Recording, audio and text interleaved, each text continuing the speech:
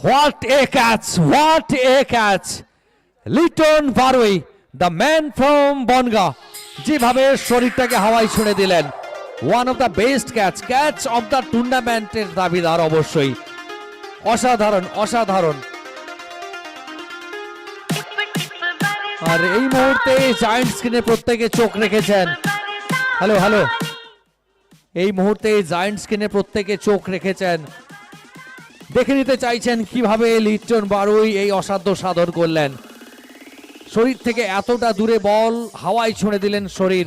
One handed catch, নিঃসন্দেহে one of the best catch of tennis cricket tournament.